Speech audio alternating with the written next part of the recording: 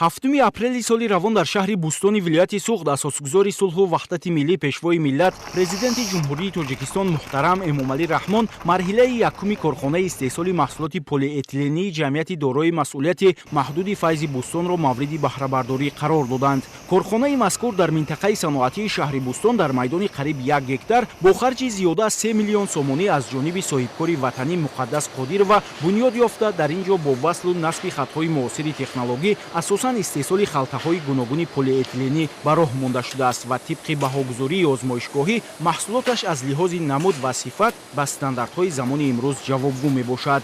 Иттилоъ дода шуд, ки дар корхона бештар аз 15 намуди халтаҳои полиэтилении ҳаҷму андозааш гуногун истеҳсол шуда, дар як моҳ наздики 12 тонна ашёи хом мавриди коркард қарор дода мешавад. Иқтидори истеҳсолии ҷамъияти дорои масъулияти маҳдуди Файзи Бустон дар як шабонарӯз ба 175 000 ва дар як моҳ ба 5 миллиону 250 000 дона халтаи полиэтиленӣ баробар аст. Дар корхонаи мазкур ҳамзамон дар як шабонарӯз 11 000 метри тӯлонӣ пардаи полиэтиленӣ барои маводи хӯрокворӣ истеҳсол карда мешавад.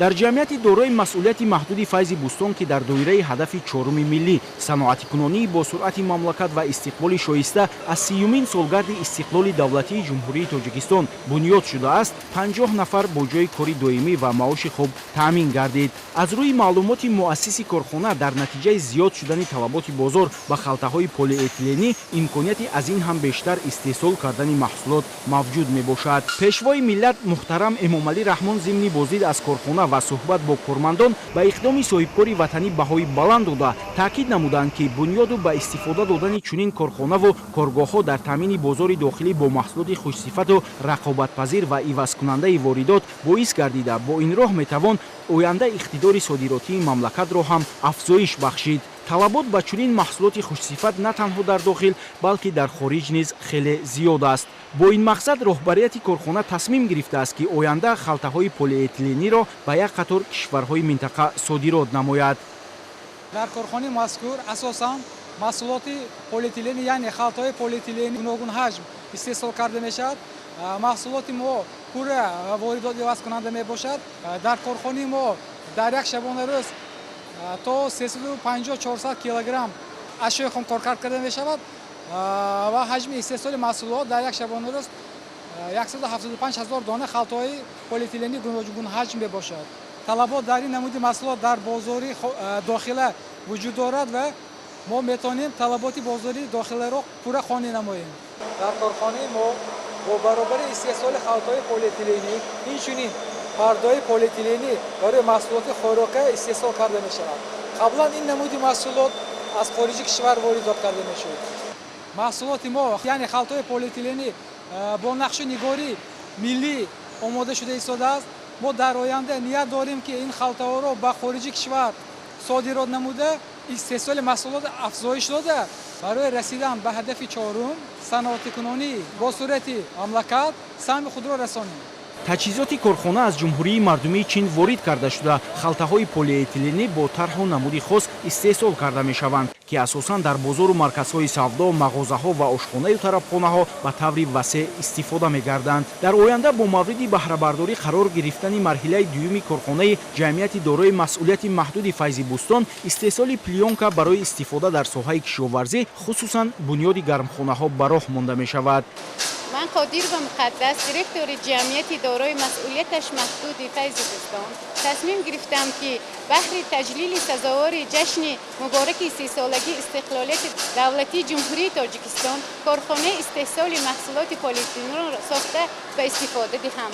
ما نقشه داریم که در آینده تجهیزات‌های نو زمانوی وارد نموده شماره کارگران را تا 2 برابر افزایش داده نمود محصولات واردات کننده را باز هم زیاد می‌نماییم.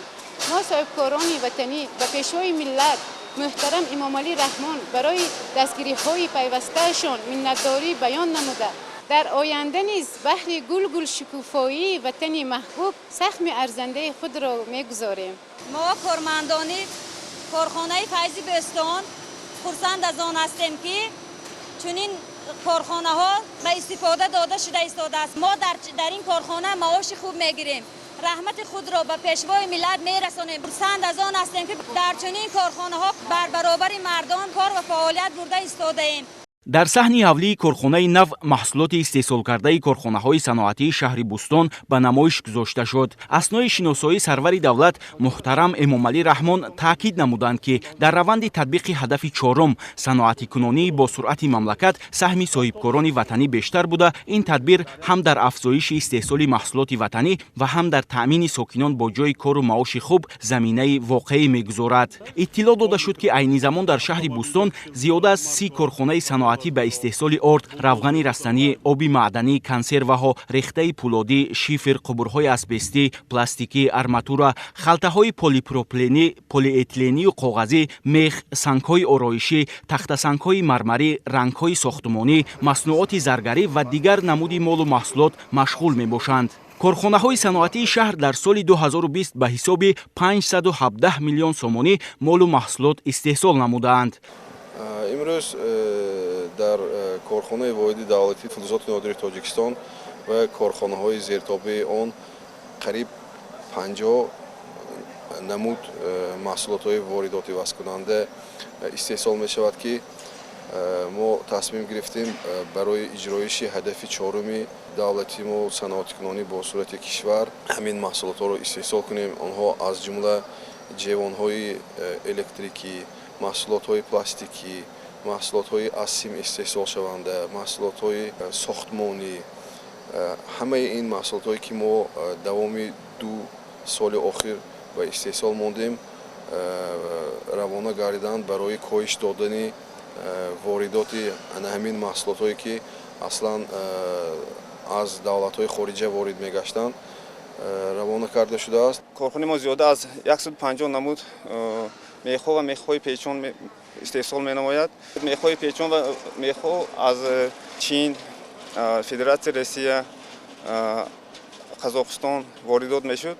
ҳозир хушбахтона мана 1 сол мешавад, ки бисёр ҳамин чизҳои мо бароварда истодем ва бозори дохила ва ҳамчун ҳозир ҳамин сол сар кардем ба ҷумҳурии Қазоқистон, Ӯзбекистон, Қирғизистон ва Россия ҳозир содирот карда истодем. хушбахтона мана бо дастгирии ҷаноби олӣ сафи ҳамихел корхонаҳо бисёр шуд, истеҳсолот ба пеш рафта истодааст рӯз ба рӯз. гуфтам мумкин ки ҳозир мо ғайр аз сангҳои мармарӣ бо сангҳои хоро яъне гранит ҳам коркард мекунем. рӯз ба рӯз талабот бисёр шуда истодааст ба ҳамаи намуди маҳсулотҳои ватанӣ. ҳамчунин таъкид гардид, ки дар асоси ҳамкории давлат бо бахши хусусӣ дар ҳудуди шаҳри Бустон бунёди корхонаи коркарди партофҳои сахти маишӣ пешбинӣ гардидааст. дар заминаи ин ҳамкорӣ аллакай 5 адад нақлиёти махсус барои интиқоли партофҳои сахти маишӣ харидорӣ карда шуда, дар намоишгоҳ иқтидор ва имконияти онро муаррифӣ намуданд. лоиҳаи мазкур аз 2 марҳила иборат мебошад.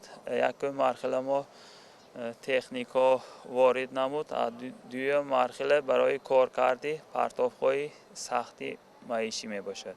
президенти ҷумҳурии тоҷикистон пешвои миллат муҳтарам Эмомалӣ Раҳмон ба роҳбарияти вилояти Суғд, вазорати саноат ва технологияҳои нав барои таъмини ташкилоту корхонаҳо ва муассисаҳои таълимӣ бо сару либоси ягонаи корӣ ва мактабӣ дастуру супоришҳои мушаххас доданд. таъкид гардид, ки то соли 2025 дар шаҳри Бустон боз 20 корхонаю коргоҳи нави саноатӣ бо 500 ҷойи корӣ таъсис дода мешавад. дар маҷмӯъ дар корхонаҳои саноатии шаҳри Бустон зиёда аз 30 намуди молу маҳсулот истеҳсол карда мешавад, ки бештари он ивазкунандаи воридот ва ба содирот нигаронида шудааст. 7 апрел асосгузори сулҳу ваҳдати миллӣ, пешвои миллат, президенти ҷумҳурии Тоҷикистон муҳтарам Эмомалӣ Раҳмон дар доираи сафари корӣ дар шаҳру ноҳияҳои вилояти Суғд, ҳамчунин дар деҳоти Унҷии ноҳияи Бобоҷон Ғафуров бинои нави маркази ташхисию табобатии тибби синоро ифтитоҳ намуданд. иншооти муосир аз ҷониби соҳибкорони ватандӯст иномҷон тоҷибоев, абдусалом раҳимов ва равза мирзоева бунёд гардидааст. дар ин ҷо ба пешвои муаззами миллат муҳтарам эмомалӣ раҳмон иттилоъ дода шуд ки бо бунёди бинои нави маркази ташхисию табобатии муосир боз 40 ҷои нави корӣ муҳайё гардида, мутахассисони соҳибкасби маҳаллии ноҳияи бобоҷон ғафуров бо ҷои кори доимӣ ва маоши хуб таъмин гардиданд. корҳои сохтмонӣ дар иншооти мазкур моҳи апрели соли 2015 бо ҷалби бинокорони маҳаллӣ ва истифода аз масолиҳи сохтмонии истеҳсоли ватанӣ оғоз гардида, моҳи апрели соли 2021 бо сифати баланди сохтмонӣ ва ҷавобгӯ ба меъёрҳои миллию ҷаҳонӣ ба анҷом расид. иншоот бо тарҳу усули муосир дар масоҳати умумӣ 2618 метри мураббаъ бунёд гардида, аз 2 бинои 4 ошёна ва таҳхона иборат мебошад. барои ташхису табобат таҷҳизоти соҳавии замонавӣ ки аз давлатҳои Туркия, Ҳиндустон ва Чин дастрас гардиданд, насбу васл гардидааст ва марказ дорои лаборатория ва 30 ҳуҷраи хобӣ бо 60 кат барои беморон мебошад. дар ошёнаҳои бинои маркази мазкур 22 ҳуҷраи корӣ аз ҷумла утоқи бақайдгирӣ, гӯшаи гиёҳдармонӣ, ҳуҷраи ташхиси ултрасадо, ҳуҷраи гӯшу гулӯвбинӣ, асабшинос, бемориҳои даруна, табобати дандон ва урологӣ ҷойгир мебошад. маркази ташхисию табобати тибби сино ҳамчунин дорои шуъбаи дилу-рагҳо, шуъбаи бемориҳои занона ва даруна, шуъбаи асаб ва шуъбаи ҷарроҳӣ буда, дар он яке аз амалиётҳои нозуку мураккаб ҷарроҳӣ гирифтани чӯраи байнимуҳрагӣ ба таври эндаҷарроҳӣ гузаронида мешавад. президенти ҷумҳурии Тоҷикистон муҳтарам Эмомалӣ Раҳмон зимни шиносоии иншооти мазкур баҳри ҳифзу нигаҳдошти солимии аҳолӣ ба табибон ва масъулин дастуру супоришҳои мушаххас доданд. 7 апрели соли 2021 асосгузори сулҳу ваҳдати миллӣ пешвои миллат президенти ҷумҳурии Тоҷикистон муҳтарам Эмомалӣ Раҳмон бо мақсади иштирок дар тантанаҳои ҷашни Наврӯз, мулоқоту суҳбат бо сокинон ва ифтитоҳи як қатор иншооти ҷашнӣ ба вилояти Суғд ташриф оварданд.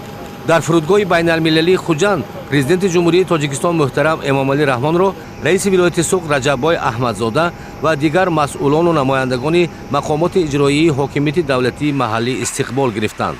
мавриди зикр аст ки дар шаҳру ноҳияҳои вилояти Суғд бо ҷонибдорӣ аз сиёсати созандаи пешвои миллат муҳтарам Эмомалӣ Раҳмон ба ифтихори ҷашни Наврӯзи оламафрӯз ва дар доираи омодагиҳо ба истиқболи ҷашни бузурги миллӣ 30-солагии истиқлоли давлатӣ як силсилаи иншооти таъиноти гуногун бунёд ва тадбирҳои зиёди ободонӣ амалӣ шудааст.